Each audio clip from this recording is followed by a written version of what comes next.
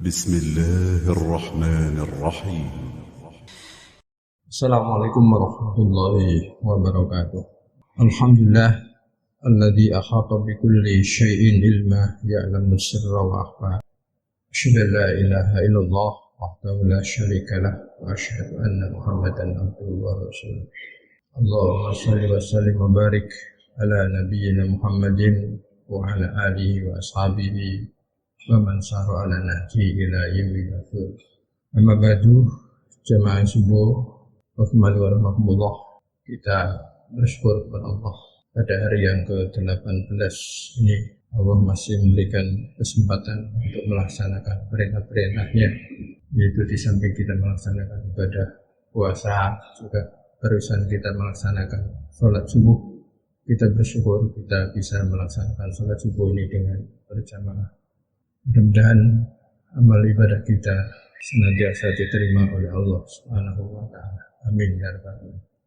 Beberapa hari yang lalu Pak Mazrur menyampaikan keterkaitan antara iman, ilmu dan amal. Kemudian Pak Nur Muslim menyampaikan terkait masalah akidah adalah sebagai pondasi. Pada pagi ini saya akan menyampaikan khusus terkait dengan masalah fungsi amal solehnya. Di amal soleh itu menjadikan kita itu damai kalau kita melaksanakannya, dan Allah juga merasa damai kalau hambanya itu melaksanakan amal soleh. Ada beberapa fungsi amal soleh, baik untuk hidup di dunia ini dan juga untuk kehidupan di akhirat nanti. Makanya sering saya sampaikan bahwa kita sebagai orang beriman jangan sampai kita merasa kenyang-kenyangnya dengan amal soleh. Sekalipun itu kita hanya melemparkan senyum kepada saudara kita. Yang pertama, jangan bahagia. Fungsi amal soleh itu adalah menjadikan kehidupan kita akan baik, akan tenang. Allah berfirman dalam surat An-Nahl, misalkan, Man amila sholihan min dzakarin aw untha wa huwa mu'min falanuhyiyannahu hayatan thayyibatan wa lanajziyannahum ajrahum bi ahsani ma kanu ya'malun. Di barang siapa yang beramal soleh, baik laki-laki maupun perempuan, tetapi syaratnya bahwa mukmin, syaratnya adalah harus beriman. Karena kuncinya diterima amal kita itu adalah kalau kita itu beriman. Maka Allah menjadi falanuhyiyannahu hayatan thayyibatan. Sungguh kata Allah, aku akan berikan kehidupan yang thayyibatan, kehidupan yang baik. Dan kita jangan salah paham bahwa yang disebut kehidupan yang baik ini kemudian kita tidak diuji oleh Allah Subhanahu wa Ta'ala. Jadi tetap kita itu diuji oleh Allah Subhanahu wa Ta'ala. Karena Allah sudah menyatakan, ahasiban nasu ayyutraku ayyakulu amanna fahum la yuftanun. Apakah mereka itu mengira kalau sudah mengatakan beriman kemudian tidak diuji oleh Allah Subhanahu wa Ta'ala? Tetap diuji. Tetapi bagi orang yang senantiasa beramal soleh, kalau mendapatkan ujian, dia itu tenang. Dia mendapatkan nikmat, dia itu syukur. Makanya itu Rasulullah di dalam sebuah hadis menyatakan, ajaban li amril mu'minin. Sungguh sangat mengherankan perkara orang-orang yang beriman itu. Inna amrakullahu khairul lahu, bahwa semua urusannya itu adalah baik. Wa in asabahu sarra syakara fa huwa khairul lahu. Kalau dia mendapatkan sebuah kesenangan, dia syukur kepada Allah. Tapi fa'in asabahu dharra, kalau dia itu mendapatkan sebuah yang tidak menyenangkan, sabar wa khairullah. Dia itu adalah sabar. Jadi hayatan thayyibatan ini adalah menghantarkan kita tetap tenang apabila kita mendapatkan ujian dari Allah Subhanahu wa Ta'ala.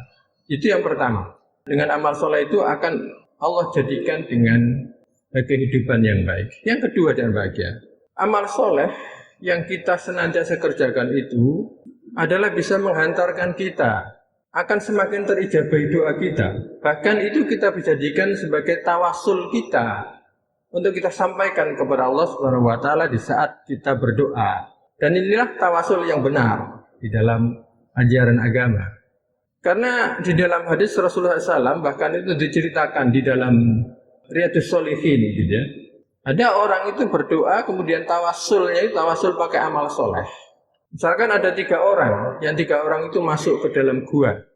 Kemudian di saat masuk ke dalam gua itu tidak menyangka bahwa pintu gua itu tertutup oleh batu yang besar. Jadi batunya itu gelundung.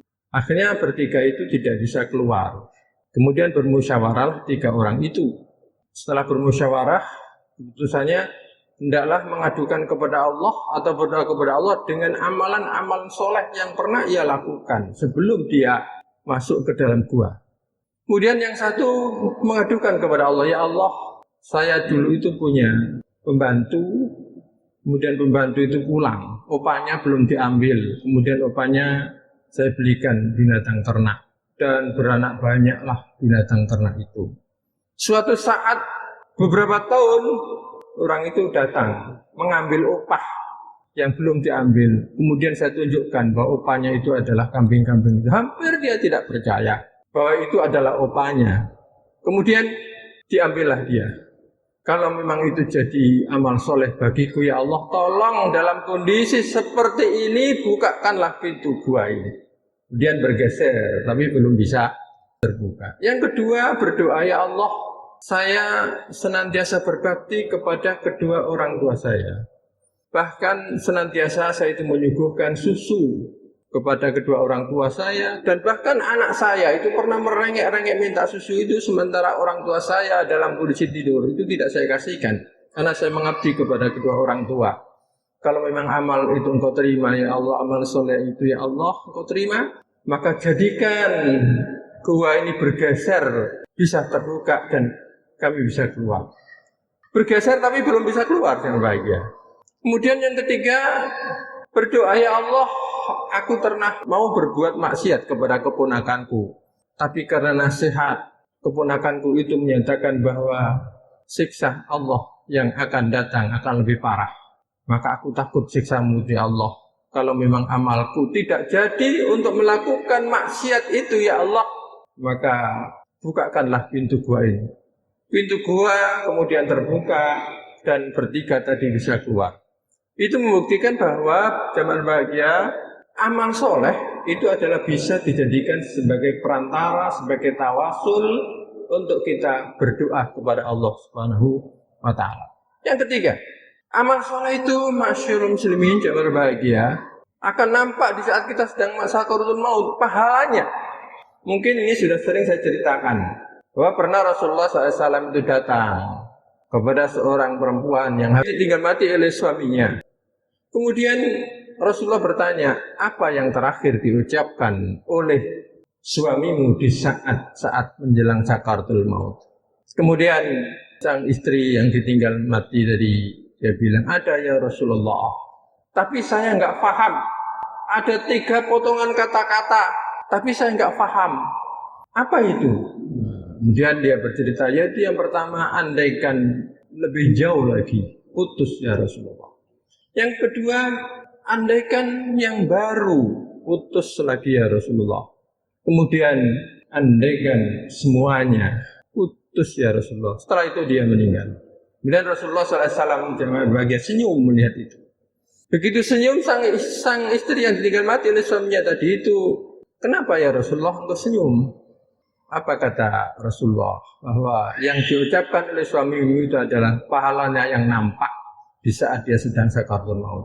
Ini di Quran disebutkan, in ahsantum li anfusikum wa in asa'tum falaha. Jika kamu itu berbuat baik, maka berbuat baik itu adalah untuk kamu. Wa in asa'tum falaha, dan begitu juga jika berbuat tidak baik juga untuk kamu semuanya. Kemudian bertanyalah, itu apa ya Rasulullah? Kok seperti itu? Nah, itu yang pertama adalah pernah suamimu itu menuntun orang ke masjid, tahu pahalanya itu, kemudian andaikan lebih jauh lagi pahala akan dapat saya, lebih banyak lagi saya dapatkan. Kemudian yang kedua apa ya Rasulullah? Yang kedua adalah pernah suamimu itu membawa 2 mantel, kalau sekarang 2 mantel. Kemudian hujan deras, mantel yang baru itu dipakai sendiri, kemudian mantel yang satu dipinjamkan kepada temannya. Melihat pahala itu, kemudian sang suamimu menyatakan, andaikan yang baru yang saya pinjamkan, yang tidak baru saya pakai, niscaya betapa pahalanya itu akan saya dapatkan.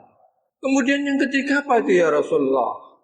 Yang ketiga adalah kamu sendiri menyaksikan bahwa pernah suamimu itu bertanya kepada kamu, adakah istriku makanan untuk malam ini? Tidak ada ya, suamiku hanya satu potong roti. Oke, kalau gitu aku makan roti itu. Baru dipegang roti itu, kemudian ada orang ngetuk pintu.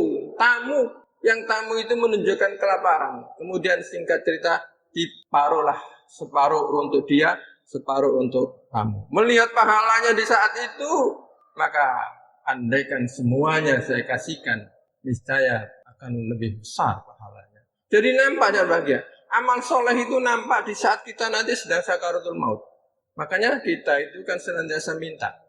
Dan harus kita juga usaha. Allahumma hawwin alaina fi sakaratil. Ya Allah, mudahkanlah aku ya Allah di saat sakaratul maut. Ini kalau hanya berdoa tanpa amal soleh, nggak akan bisa. Karena yang menuntun itu adalah amal soleh. Kemudian amal soleh itu fungsinya lagi adalah nanti akan menemani kita di alam kubur. Rasulullah Shallallahu Alaihi Wasallam menyatakan tutsba'ul mayyitu salas fayarji asnani wa yabqa ma'u wahid. Jenazah itu diikuti oleh 3 hal. Kemudian fayarji asnani yang kembali 2, wa yabqa ma'u wahid tinggal 1. Fayarji asnani yang kembali itu adalah ahluhu wa maluhu, yaitu hartanya dan keluarganya. Wa yabqa ma'u wahid yang tinggal itu 1, yaitu amalhu. Jadi menemani kita amal soleh itu di saat kita di alam kubur. Dan yang terakhir yang bahagia, amal soleh itu akan menjadikan kita masuk ke dalam surganya Firdaus. Allah berfirman di dalam surat Kahfi yang terakhir itu, innal ladzina amanu wa amilus solihati kanat lahum jannatul firdausi nuzula khalidina fiha la yabghuna anha hiwala. Sungguhnya orang-orang yang beriman disertai juga amal soleh, maka tempat adalah surga Firdaus. Surga Firdaus itu kan surga yang senantiasa kita minta. Bahkan kalau kita nanti ingin ketemu dengan Allah Subhanahu wa Ta'ala, itu juga harus dengan amal soleh. Sebagaimana pemangkana yarju liqa'a rabbi fal ya'mal amalan solihah wala yusyrik bi ibadati rabbi ahada. Kalau kita pengen ketemu Allah Subhanahu wa Ta'ala, maka hendaklah jangan menyekutukan Allah, dan fal ya'mal amalan solihah, dan dalam beramal soleh. Jadi inilah beberapa fungsi amal soleh. Maka lewat kesempatan ini khususnya di bulan Ramadan ini, mari kita banyak-banyak beramal soleh. Mumpung Allah masih memberikan kesempatan kita untuk menemui bulan Ramadan 1443 Hijriah. Subhanaka wa bihamdika asyhadu an la ilaha illa anta astaghfiruka wa atubu ilaik. Assalamualaikum warahmatullahi wabarakatuh.